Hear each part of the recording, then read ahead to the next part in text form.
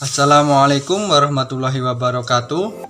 Perkenalkan, nama saya Syaifullah Al-Firdaus dengan NPM 211110037. Saya dari program studi Ahwalus Sahsyah Fakultas Syariah semester 1A. Video ini ditujukan untuk memenuhi tugas mata kuliah Ilmu Hukum dengan dosen pengampu Bapak Ahmad Muhsin MHI. Di sini saya akan menjelaskan tentang pengertian hukum. Hukum adalah peraturan berupa norma dan sanksi yang dibuat dengan tujuan mengatur tingkah laku manusia untuk menjaga ketertiban, keadilan, dan mencegah terjadinya kekacauan. Setiap negara mempunyai aturan-aturan hukum tersendiri yang berbeda dengan negara lain, termasuk Indonesia. Seperti diketahui, Indonesia merupakan negara hukum sesuai dengan bunyi pasal 1 ayat 3 Undang-Undang Dasar 1945.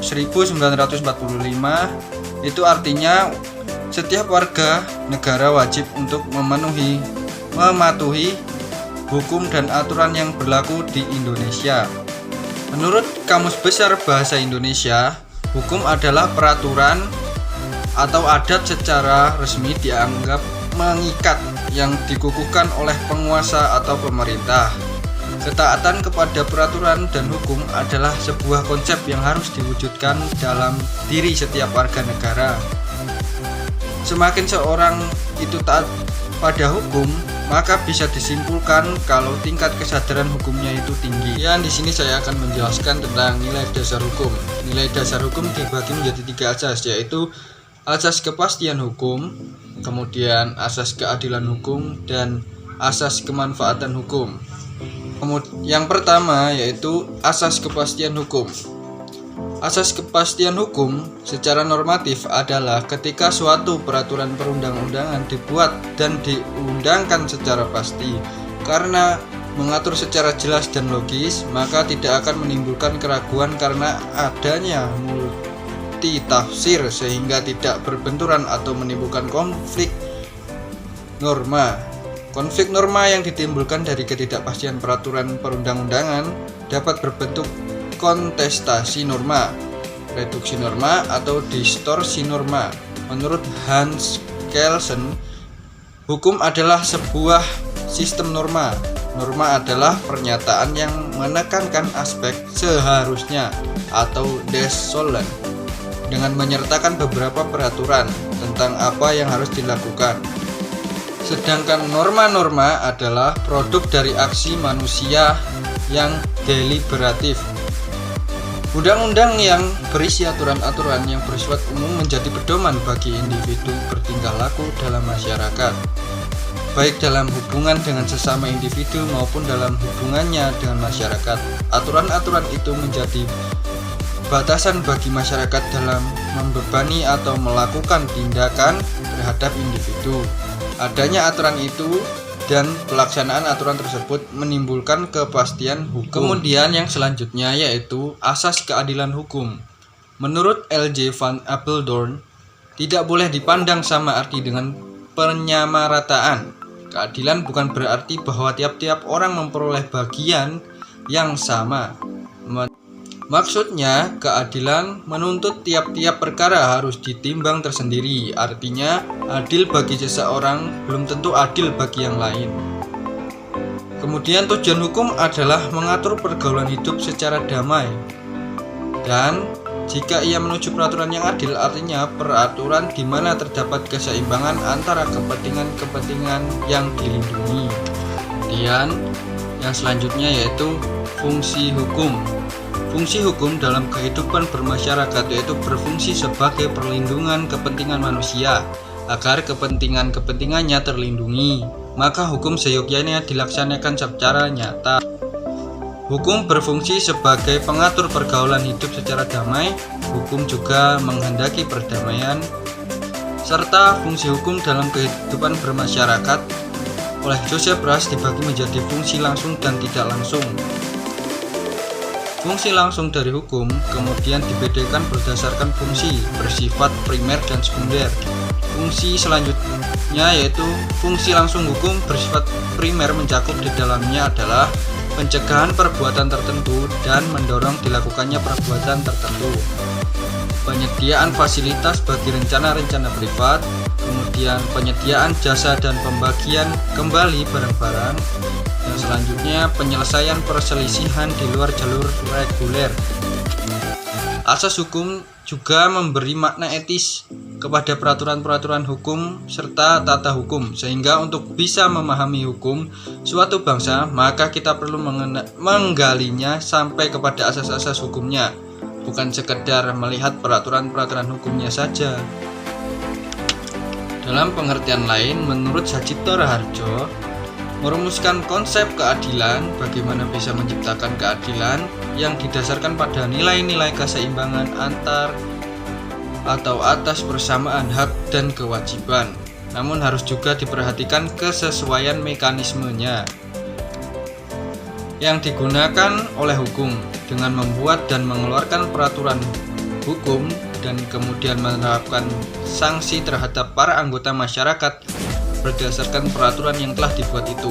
Perbuatan apa saja yang boleh dan tidak boleh dilakukan yaitu substantif.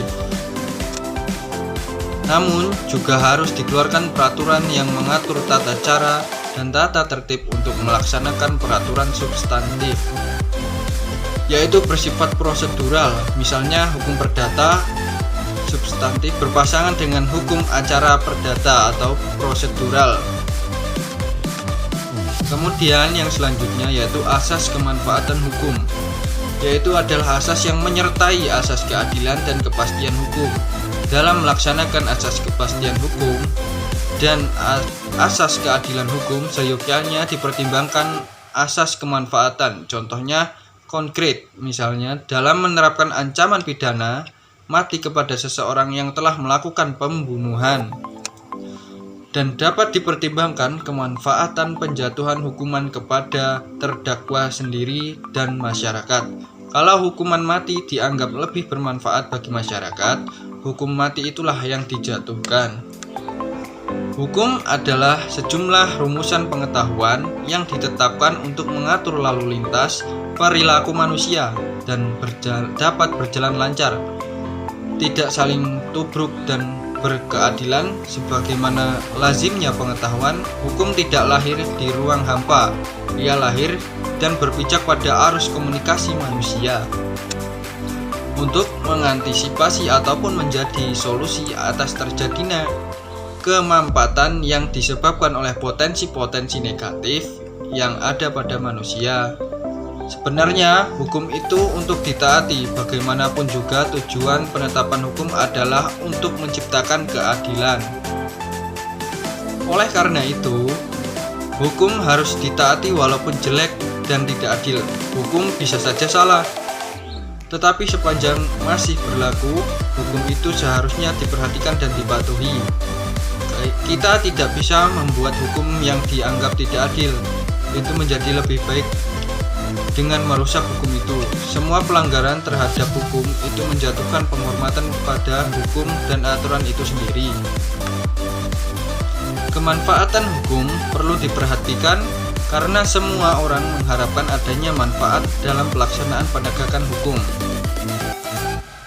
Dan menurut pernyataan Profesor Sujipto Raharjo yang menyatakan bahwa keadilan memang salah satu nilai utama, tetapi tetap di samping yang lain-lain seperti kemanfaatan.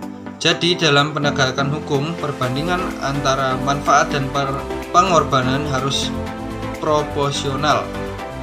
Dan saya akan menjelaskan tentang asas hukum. Asas hukum adalah unsur yang penting dan pokok dari peraturan hukum.